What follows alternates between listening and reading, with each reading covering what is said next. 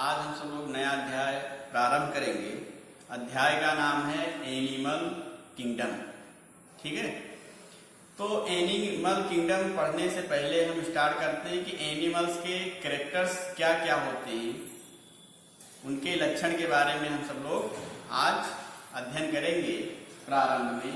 तो अगर हम आपसे पूछें कि एनिमल्स हैं क्या या एनिमल्स के लक्षण कौन कौन से होते हैं, तो जितने एनिमल्स होंगे, तो जंतु होंगे, जितने होंगे सभी मल्टी सेलुलर होते हैं। मल्टी सेलुलर होते हैं। मल्टी सेलुलर कहने का मतलब यह है कि शरीर जो होता है बहुत सारे सेल से बने होते हैं, इसलिए इसको हम क्या नाम देते हैं, मल्टी सेलुलर कहते हैं। बट यहां पर कुछ एक्सेप्शन है।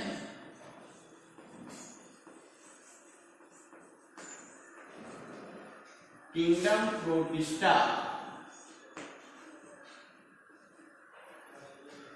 किंगडम प्रोटिस्टा में जो पाए जाते हैं एनिमल्स, वो सभी एनिमल्स जो होते हैं वो यूनिसेलुलर होंगे। यूनिसेलुलर होती है, मतलब उनका शरीर जो होता है वो एक कोशिका से बना होता है। कहने का मतलब ये है, अगर जंतु जगत में पाया जाने वाला जो एनिमल्स होगा वो बहुकोशिकीय होगा, मल्टी सेलुलर होगा। बट अगर वो एक कोशिकीय एनिमल्स, तो किस किंगडम में पाया जाएगा, उसको अलग रख दिया गया है, एक अलग किंगडम बना दिया गया। उस किंगडम का नाम है प्रोटिस्टा। जैसे अमीबा, अमीबा हो गया, पैरामीशियम हो गया,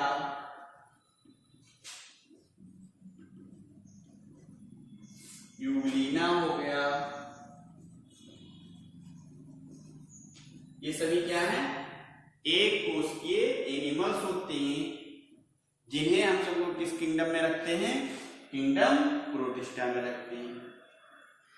नेक्स्ट देखिए, नेक्स्ट ये है कि ये जो एनिमल्स होते हैं, ठीक है, जो मल्टीसेलुलर एनिमल्स होती हैं, ये यूकैरियोट्स होती हैं।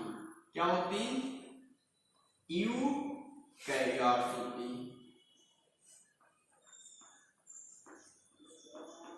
यूकैरियोट्स कहने का मतलब ये है कि इनका जो न्यूक्लियस होता है, जो केंद्रक होता है, वेल डेवलप होता है, वेल डेवलप्ड होगा। मतलब इनका न्यूक्लियस जो होता है वेल डेवलप्ड होता है। लेकिन जो एनिमल प्रोटिस्टा में रखे गए हैं, ये भी क्या होते हैं, यूकैरियोट्स होते हैं। ये यूनिसेलुलर यूकैरियोट्स होंगे, और जो एनिमल किंगडम वाले एनिमल्स होते हैं वो मल्टीसेलुलर एंड यूकैरियोट्स होते हैं। नेक्स्ट, ये जो एनिमल्स हैं ये हेट्रोट्रॉफिक होते हैं। हेट्रोट्रॉफिक होते हैं। हेट्रोट्रॉफिक का मतलब ये होता है विषमपोषी।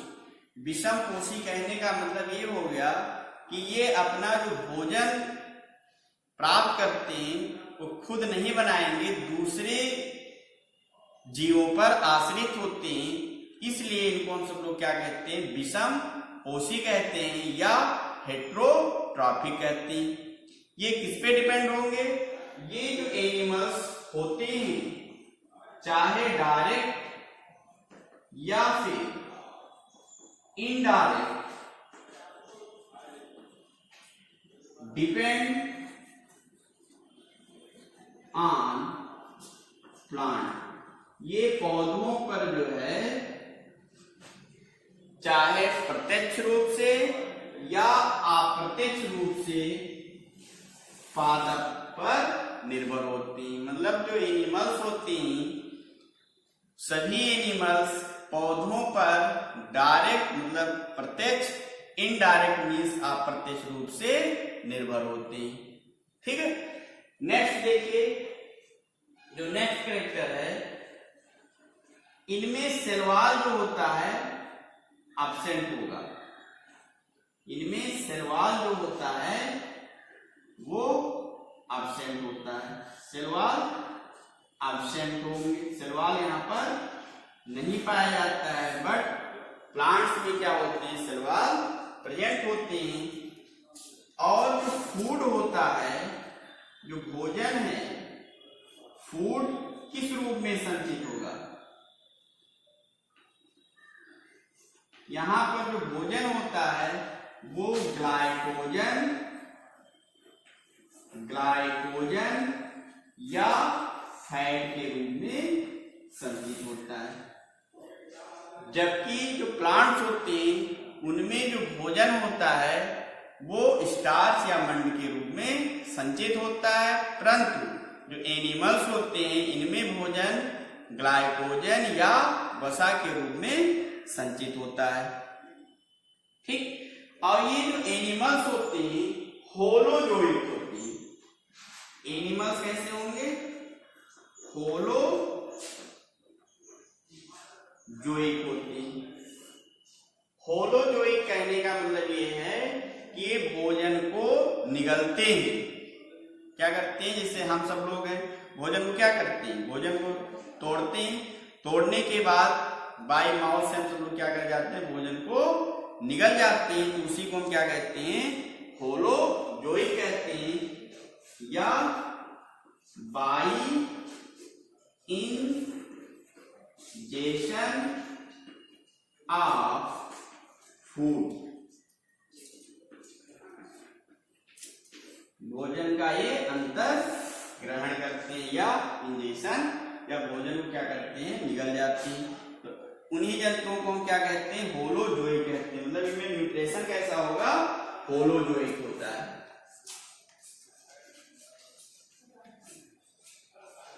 न्यूट्रिशन कैसा होगा? होलोजोइक होता है। नेक्स्ट कैरेक्टर की बात करते हैं।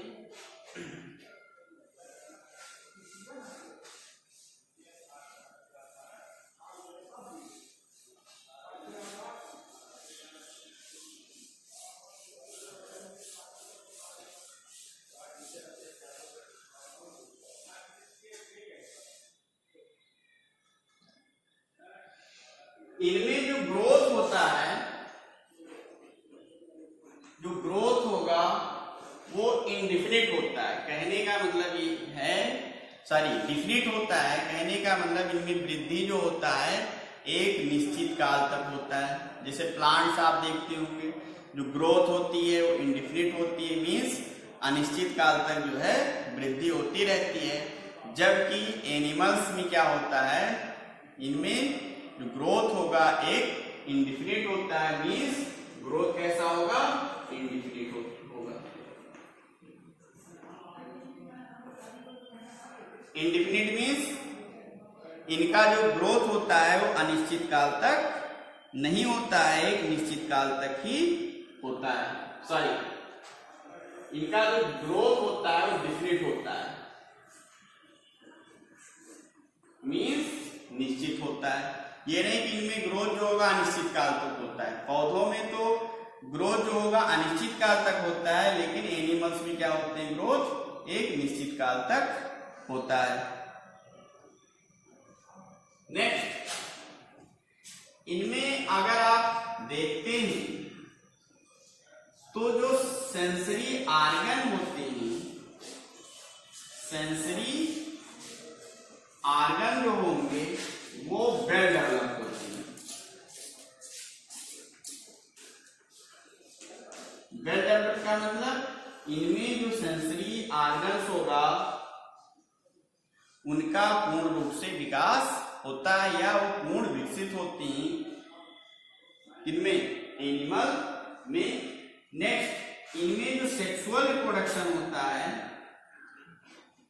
सेक्सुअल रिप्रोडक्शन होगा वो बाई कॉपुलेशन, मैथुन क्रिया के द्वारा होता है रिप्रोडक्शन। और यहां पर मेल एंड फीमेल अलग अलग भी पाए जाते हैं। मेल होंगे अलग होंगे, फीमेल जो होते हैं अलग होंगे, और जो मैथुन होता है, सारी जो लैंगिक जनन होता है वो मैथुन प्रक्रिया के द्वारा होता है, और इनमें सिर्फ एम्ब्रायो बनता है। एम्ब्रायो का फिर धीरे धीरे डेवलपमेंट होता है, मतलब एम्ब्रियो जो है एक स्टेप के द्वारा जो है उसका विकास होता है। ठीक, ये हो गया कुछ इसके जनरल कैरेक्टर्स। अब हम सब लोग इनका क्लासिफिकेशन देखते हैं। एनिमल्स का क्लासिफिकेशन, बेसिक क्लासिफिकेशन यहां पर आपको पढ़ना है।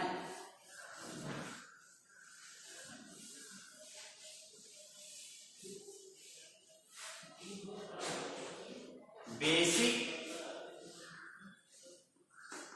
Of classification.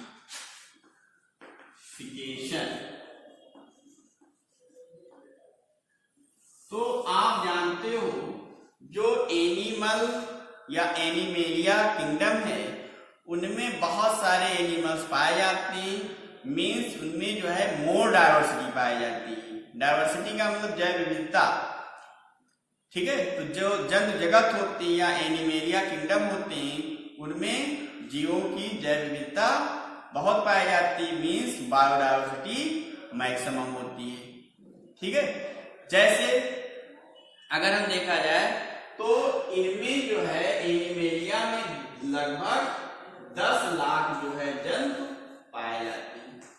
इनका अभी तक डिस्कवरी हुआ है, इससे अधिक भी हो सकते हैं। ठीक है, जो डाटा तैयार किया गया है, जब तक लिखा गया बुक में, वो कितना 10 लाख जो है एनिमल्स प्रेजेंट होती हैं। अब इन जंतुओं को जो है सब लोग कैसे क्लासिफाइड करते हैं, कैसे उनको जो है अलग अलग वर्गों में बांटते हैं या क्लास में बांटते हैं, तो इनमें जो इनका स्ट्रक्चर होता है और इनका जो रूप होता है, जो एनिमल्स होते हैं इनकी जो संरचना होती है और रूप होती है, इनमें बहुत सारे विभिन्नताएं पाई जाती हैं। क्या पाई जाती हैं? बहुत सारे विभिन्नताएं पाई जाती हैं, लेकिन कहीं ना कहीं कुछ में समानताएं पाई जाती हैं। जैसे अरेंजमेंट ऑफ सेल, जैसे बात करेंगे अरेंजमेंट ऑफ सेल, जो सेल हैं उनका अरेंजमेंट कैसा है, वो कैसे व्यवस्थित हैं। ठीक है, उनमें कहीं ना कहीं समानताएं पाई जाती हैं। फिर है body symmetry, body symmetry,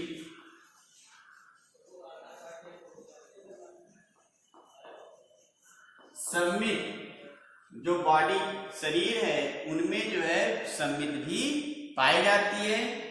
next है body coelom, body coelom and फिर नेक्स्ट जो दिया गया है वो है pattern of digestive, pattern of digestive. फिर दिया गया है नेक्स्ट जो दिया गया है इनमें सर्कुलेटरी और रिप्रोडक्टिव,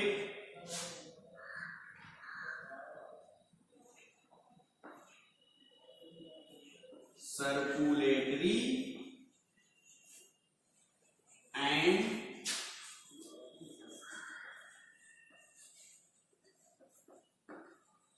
रिप्रोडक्टिव। ठीक है,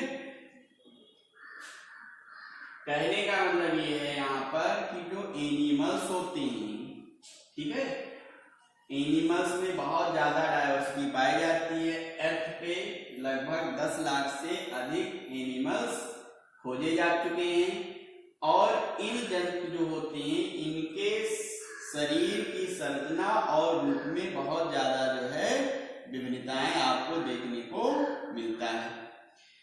फिर इनमें कहीं ना कहीं कुछ ना कुछ समानताएं होती हैं। जैसे उनके बॉडी में जो सेल होता है वो किस तरह से अरेंजमेंट होता है, ठीक है, ये हो गया अरेंजमेंट ऑफ सेल। दूसरा हो गया बॉडी सिमेट्री। सिमेट्री का मतलब सममित, किस प्रकार का सममित पाया जाएगा, इसको डिफाइन नेक्स्ट क्लास में या अगले क्लास में किया जाएगा।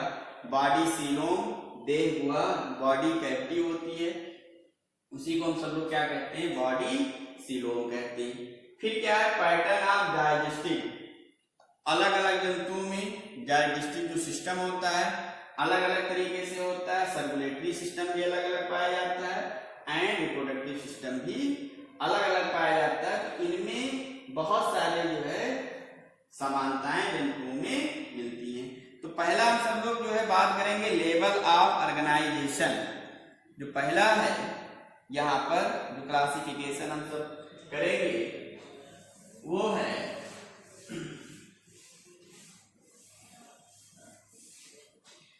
Levels of organisation.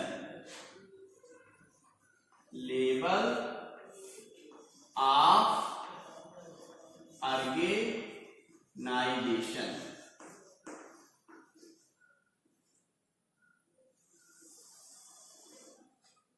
ठीक है। कहने का मतलब यह है कि इनमें जो सेल होते हैं किस प्रकार से, किस स्तर के रूप में उनका संगठन होता है। जो किंगडम एनिमेलिया होती है, हमने आपको बताया है यहाँ पे, जो एनिमेलिया जंतु होते हैं, हमने कहा कि ये मल्टी सेलुलर होती हैं। क्या होती हैं, मल्टी सेलुलर होती हैं, ठीक। और ये मल्टी सेलुलर होते हैं तो इनमें क्या होता है, सभी सेम पैटर्न सेल ऑर्गेनाइजेशन को प्रदर्शित नहीं करते हैं। मतलब कहने का मतलब जितने एनिमल्स होते हैं वो तो बहुकोषीय होते हैं, लेकिन जो उनमें सेल का जो संगठन होता है, ठीक है, सभी में एक जैसा संगठन नहीं होता है। नहीं समझ पा रहे होंगे। कहने का मतलब ये है जो बॉडी है बहुकोषीय है। हमने कहा कि जो एनिमेलिया किंगडम होते हैं वो मल्टी सेलुलर होते हैं, बहुत सारे सेल से बने होते हैं। अब सभी में जो है इनका जो संगठन होगा, जो सेल होती हैं उनका अलग अलग संगठन होगा, ठीक है। जैसे किसी का बॉडी जो है सेल के रूप में होगा, किसी का बॉडी टिश्यू फॉर्म में होता है, किसी का बॉडी जो है आर्गन के फॉर्म में होता है, किसी का बॉडी जो है आर्गन सिस्टम के रूप में होता है, ठीक है। तो कहने का मतलब ये है अगर सेल के फॉर्म में होंगे तो सेलुलर ऑर्गेनाइजेशन कह देते हैं, ठीक है। क्या नाम देंगे, सेलुलर लेवल ऑफ ऑर्गेनाइजेशन। अगर टिश्यू फॉर्म में है, उनमें टिश्यू पाया जा रहा है तो हम ऑर्गेनाइजेशन क्या बोल देंगे, टिश्यू नाम दे देंगे। अगर आर्गन के रूप में पाया जा रहा है तो उसको हम क्या नाम देंगे, आर्गन लेवल ऑर्गेनाइजेशन कहेंगे। अगर आर्गन सिस्टम के रूप में है तो हम उसका क्या नाम दे देंगे, आर्गन सिस्टम लेवल ऑर्गेनाइजेशन कहते हैं, ठीक है। तो देखिए यहाँ पे बात कहने का मतलब ये है कि जो एनिमल्स होते हैं इनका एवोल्यूशन होता है, धीरे धीरे इनका विकास होता है, और जो इनकी वर्जिन हुई है, उत्पत्ति जो हुई है वो प्रोकैरियोट्स एनिमल से हुआ है। तो जैसे जैसे ये जो एनिमल्स हैं वो जब धीरे धीरे जब समूह में आते हैं, तो जब समूह में आ जाते हैं और उनकी उत्पत्ति जो है सेम होती है तो उसको हम क्या नाम देते हैं, टिश्यू कह देते हैं। तो पहले जितने बहुत सारे सेल मिलकर मल्टी सेलुलर ऑर्गेनिज्म तो बन गए, लेकिन जितने सेल्स थे सभी जो है एक अपना अपना कार्य जो है खुद करते थे। फिर क्या हुआ, धीरे धीरे उनमें विकास हुआ तो सभी सेल जो है एक ग्रुप में आ गए, फिर उनके बीच में एक इंटरकनेक्शन हो गया, एक संबंध बन गया, और उस संबंध को या उस समूह को हमने नाम दे दिया, टिश्यू नाम दे दिया। फिर उनमें एक विशेष कार्य करने के लिए वो टिश्यू जो था एक स्पेशल कार्य करने लगा, जिसे हम सब लोग नाम दे दिए आर्गन। फिर उसके बाद में सभी आर्गन मिलकर साथ साथ में इंटरकनेक्ट होकर कार्य करने लगी, तब उसको नाम दे दिया गया आर्गन सिस्टम नाम दे दिया गया। और ये आर्गन जो सिस्टम होते हैं मिलकर जो है बॉडी का निर्माण करते हैं, ठीक है। तो जैसे जैसे जब सेल अलग अलग अपना खुद काम करेंगे तो जो इनकी एफिशिएंसी होती है, जो कार्य करने की जो क्षमता होती है वो कम होती है। लेकिन जब सब लोग मिलकर अपने कार्य को बांट लेते हैं तो उनमें जो सेल एफिशिएंसी या कार्य करने की जो क्षमता होती है वो बढ़ जाती है। बाय द वे, जैसे मान लीजिए आप एक फैमिली में मेंबर्स हो, बहुत सारे लोग रहते हैं आपके साथ और सब लोगों ने जो है अपना काम स्वयं करना स्टार्ट कर दें, स्कूल भी जाएं, ऑफिस भी जाएं और घर का कपड़े भी सब लोग अपना अपना साफ करें, खाना अपना खुद बनाए, तो उसमें आप देखेंगे कि जो व्यवस्था होगी वो गड़बड़ हो जाती है। लेकिन अगर उसी को काम बांट दिया जाए कि हर व्यक्ति अपन अलग अलग काम करेगा तो उसमें क्या होगा, कम समय में जो काम होगा अच्छे ढंग से हो जाएगा और उनमें जो थकावट होगी वो कम होगी, थकेंगे नहीं, जिससे क्या होगा, सेल की जो एफिशिएंसी होती है या जो कार्य करने की जो क्षमता होती है वो अधिक हो जाती है। इसलिए जो जंतु होते हैं जब इनमें इवोल्यूशन हुआ, धीरे धीरे विकास हुआ, तो वो तो ग्रुप में तो आ गई, मतलब मल्टी सेलर आ गई, लेकिन जो उनमें अरेंजमेंट सेल का था वो लूजली अरेंजमेंट थे, अलग अलग थे, सभी अपना खुद काम करती थी। उसके बाद ये हो गया कि सब लोग एक समूह में आ जाएंगे, समूह में आने के बाद उनमें कनेक्शन, एक इंटर कनेक्शन होगा, कुछ काम को डिवाइड कर लिया गया, बांट लिया गया, तब उसको नाम दे दिया गया टिश्यू कह देते हैं। फिर ये कह दिया गया कि ये टिश्यू है अपना एक विशेष काम करेंगे, विशेष काम करेंगे तो उसको नाम दे दिया गया आर्गन। जैसे हम सब लोगों में जो बॉडी है, किडनी है, तो किडनी का काम अलग है, फेफड़ा का काम अलग है और हार्ट का काम जो है अलग है। तो इनको हम सब लोगों ने नाम क्या दे दिया, अंग दे दिया। आंख का काम है देखना, नाक का काम है सूंघना। तो ऐसे ऐसे ये जो अंग हैं, ये जो टिश्यू से आर्गन बने, तो इनका फंक्शन अलग हो गया। जब फंक्शन अलग हो जाता है तो सेल का जो एफिशिएंसी या जो कार्य करने की जो क्षमता होती है वो बढ़ जाती है। इस प्रकार हुआ क्या कि ये जो जंतु थे पहले सेल फॉर्म में थे, सेल के रूप में थे, फिर ये ग्रुप आप सेल बना लिए जिसे नाम दे दिया गया टिश्यू। टिश्यू टिश्यू आगे चलकर जो है बनाया आर्गन,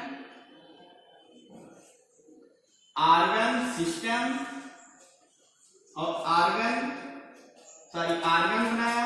आर्गन से जो है आर्गन सिस्टम, सिस्टम से बना जो है बॉडी, शरीर।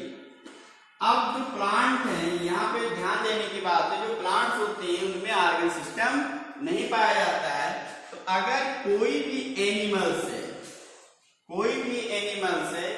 उनमें जो सेल का अरेंजमेंट होगा वो सेल के फॉर्म में होगा, ठीक है। जो सेल होंगे अरेंज होंगे, अरेंज इन फॉर्म सेल, तो उसको हम नाम दे देते हैं, नाम दे दिया जाएगा सेलुलर लेवल ऑफ ऑर्गेनाइजेशन कह देते हैं, कोशिकीय स्तर का संगठन कह देते हैं। जैसे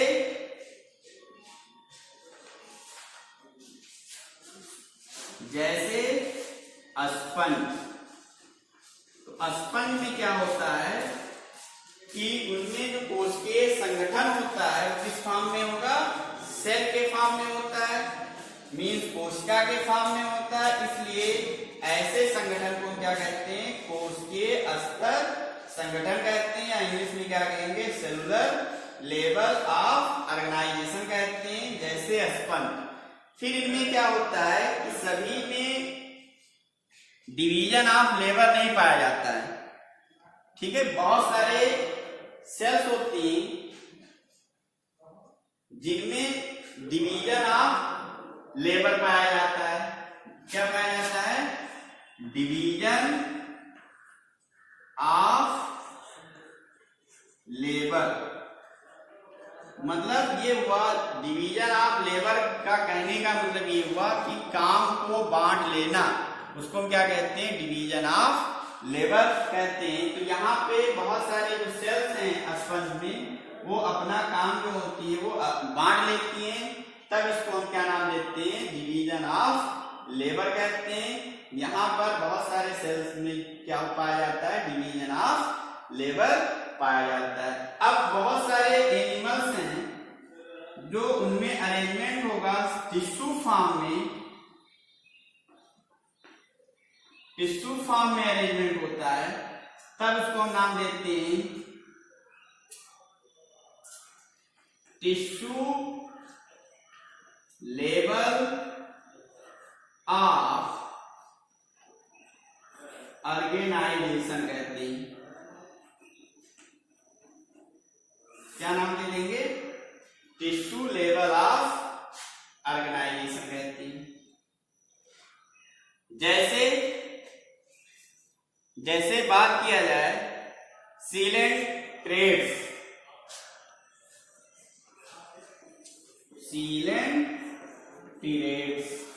जो सीलेंट्रेट्स एनिमल्स होते हैं, जो किंगडम है, उनमें कैसा लेवल ऑफ ऑर्गेनाइजेशन पाया जाता है, टिश्यू लेवल ऑफ ऑर्गेनाइजेशन पाया जाता है। ठीक है, फिर देखिए आर्गन, जिनमें आर्गन होगा,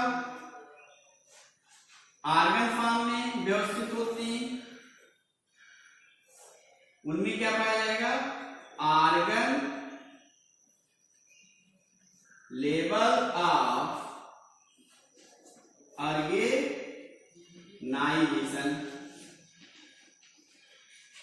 जैसे प्लेटीहेल्मिन्थी,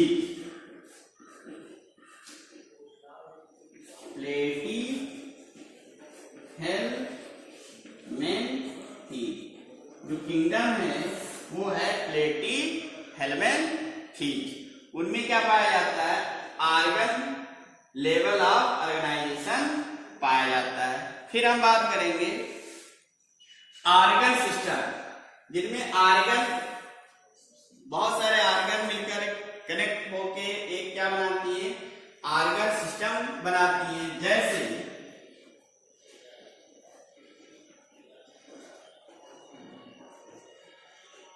हमने ट्री बना लिया है, आम,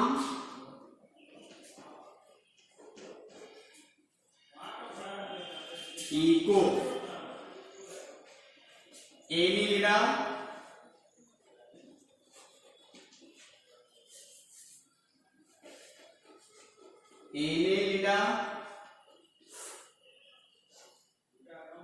आर्थ्रोपोडा,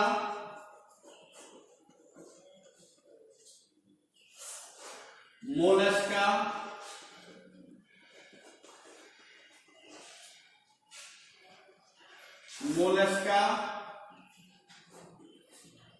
इकाइनोडर्मेटा,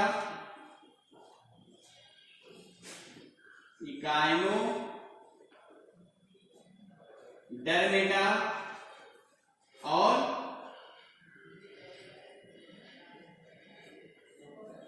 कार्डेट्स।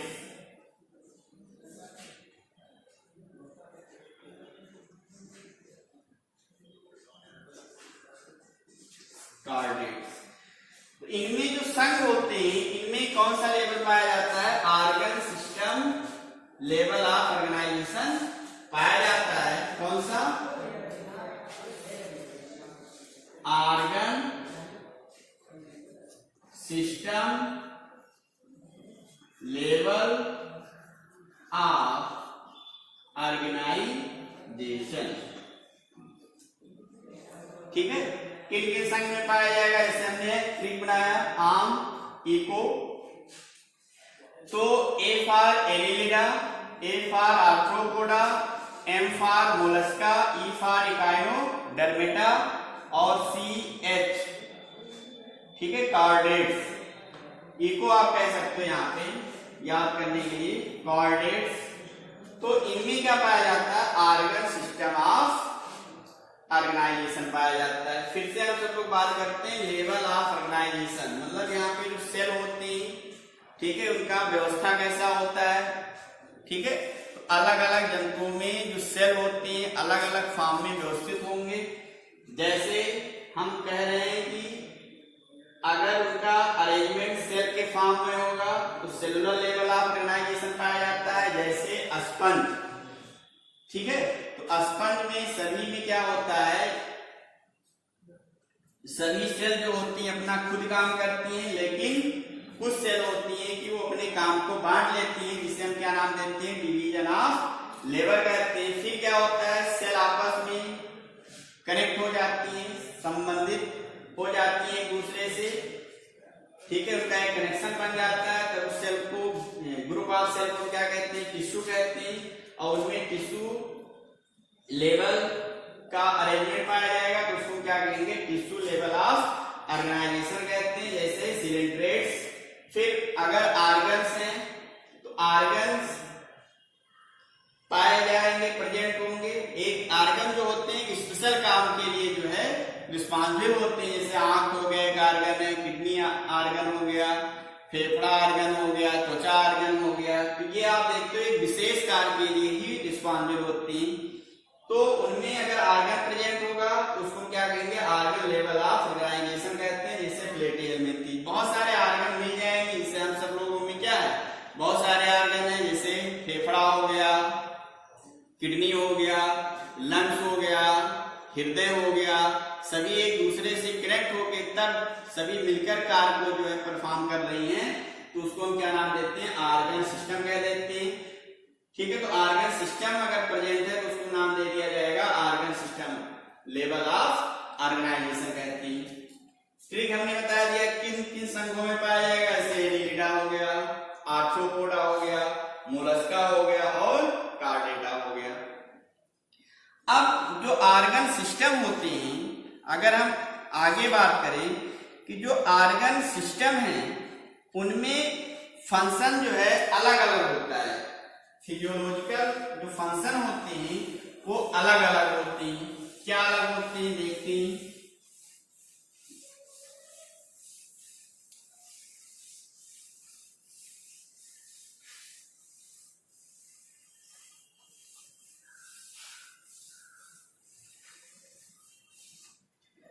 जो ऑर्गन सिस्टम है,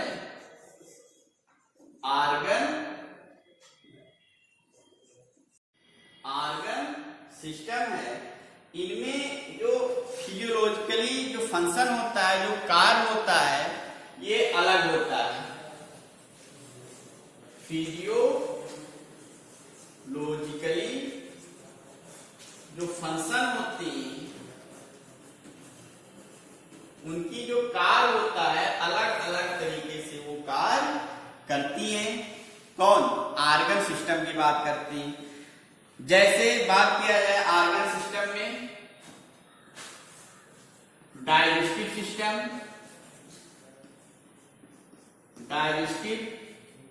सिस्टम, की, तो जो डाइजेस्टिव सिस्टम होता है वो दो टाइप के होता है। एक होता है इनकम्प्लीट मीन्स अपूर्ण, और एक होता है कंप्लीट। तो जो कंप्लीट होते हैं उनमें होता क्या है कि जो एनस होता है, माउथ एनस, ठीक है, जैसे भोजन जिसे इंटर करते हैं माउथ हो गया, फिर भोजन पचने के बाद क्या होता है, अवशेष जो डाइजेस्ट पार्ट होता है वो बाहर निकलता है। तो जिससे इंटर करेगा उसको क्या कहते हैं, माउथ कहते हैं। क्या नाम देंगे, माउथ कहेंगे। लेकिन जिस पार्ट से जो है जो पेस्ट निकल रहा है उसको हम सबको क्या कहते हैं, एनस कहते हैं। लेकिन यहां पर इनकम्प्लीट होता है, एक ही ओपनिंग जो होगा वो माउथ प्लस एनस दोनों का कार्य करेगा। अगर कोई डाइजेस्टिव सिस्टम है जो मुख और एनस, माउथ एंड एनस दोनों का कार्य कर रहा है, ऐसे डाइजेस्टिव सिस्टम को हम क्या नाम देते हैं, इनकम्प्लीट डाइजेस्टिव सिस्टम कहते हैं। ठीक है, ऐसा आहार नाल जिनमें माउथ ओपनिंग जो होगा वो माउथ और एनस दोनों का कार्य करता है, तो उसको हम क्या कहते हैं, इनकम्प्लीट नाम दे देते हैं। जैसे प्लेटीहेल्मिन्थीज, जैसे प्लेटीहेल्मिन्थीज हो गया। कंप्लीट में क्या होता है, एक ओपनिंग माउथ का होगा और एक ओपनिंग जो होता है वो एनस का होता है, तब उसको हम क्या कह देते हैं, कंप्लीट डाइजेस्टिव। मतलब यहां पर दो ओपनिंग होगा, एक माउथ का और एक एनस का होता है।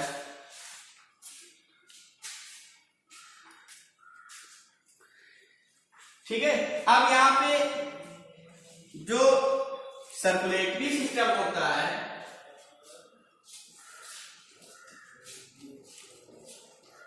सर्कुलेटरी जो सिस्टम होता है वो भी दो टाइप के होती हैं। एक होता है ओपन और एक होता है क्लोज। ओपन क्लोज का कहने का मतलब यह है कि एक बॉडी कैविटी होगा जिसमें ब्लड भरा होगा, उसी में सभी आर्गन जो होते हैं पाए जाते हैं और रुधिर पंप के द्वारा, जब रुधिर पंप होता है तो सीधे बॉडी कैविटी में जाएगा और बॉडी कैविटी से जो है अंग को जितना ब्लड की आवश्यकता होगी वो ले लेता है।